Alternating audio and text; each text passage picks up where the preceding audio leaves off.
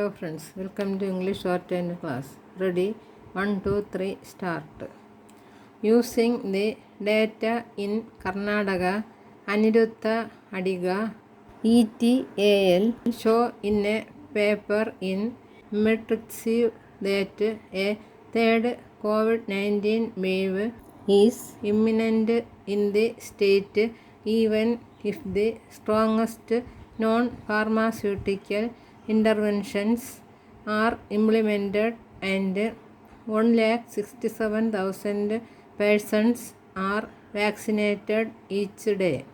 This is corroborated by evidence from other countries. It took nearly 8 weeks in the UK to go from a second to a third wave, 17 weeks in Italy and 23 weeks in the US.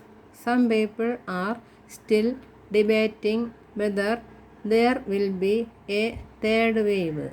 It is not a question of if but when. In all likelihood, the next wave might be in late November or December in India. Despite the quantum of cases in the next wave, it is important to plan and prepare for it. These are several actions that India needs to take to prepare for and tackle the next wave. Vaccination. Data from several states indicate that the average age of mortality is reducing in several states and stabilizing at 30 to 45 years. This suggests that vaccination might have already offered survival advantage to those aged 45 years and above.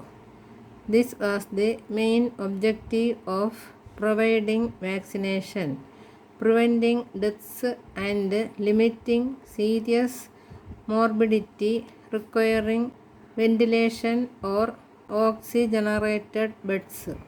Given the undoubted benefits of vaccination, extraordinary efforts will have to be made to secure vaccines for vulnerable people. The vaccine supply constraints are likely to be resolved by the end of July.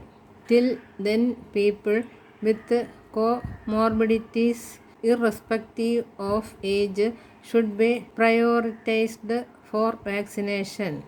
Micro-planning for vaccination should be strengthened. For this, health workers and volunteers need to go house to house and prepare lists of all the eligible beneficiaries. Next efforts should be made to help in registering and vaccinating the vulnerable. We estimate that the country should vaccinate at least 10 million people each day to cover the vulnerable population in the next 3 months. To reach this pace, it is important to develop a strong mobilization strategy, address the concerns of the vulnerable, and improve access to vaccination sites. A strong focus on bottom-up micro-planning, similar to what was adopted during the measles rubella elimination program and polio program, can be helpful. The periods between waves. We only wake up to disease threats when there is a large outbreak. We have selective amnesia to health-related issues in the intervening periods and quickly get back to normal activities. But it is these intervening periods between waves outbreaks that are actually important. It is during these periods that surveillance needs to be meticulous. One of the critical aspects of surveillance is to sustain aggressive testing, especially in symptomatic individuals, and keep a close watch on the 7-day moving average of the test positivity rate. A TPR of less than 5% indicates that the disease is under control. Another important fact of surveillance is genomic sequencing to keep a watch on the emergence of new variants of SARS-CoV-2.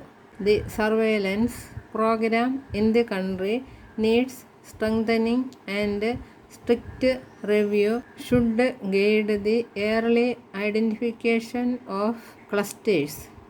Timely investigation and early containment of outbreaks should be the mainstay of preventing the onslaught of cases and deaths. Combining the syndromic approach with enhanced testing levels is necessary for all the areas. Preparing for the next wave involves developing a standardized definition for minimum cases to be detected in each part of the country. Based on the available data, states can aim to detect and review, say, 1,000 to 1,300 cases per million each month, provided adequate testing is done. This will help them identify areas where there is poor reporting and strengthen the overall response in these areas. In order to detect these cases, nearly 20,000 to 25,000 tests per million will have to be done each month.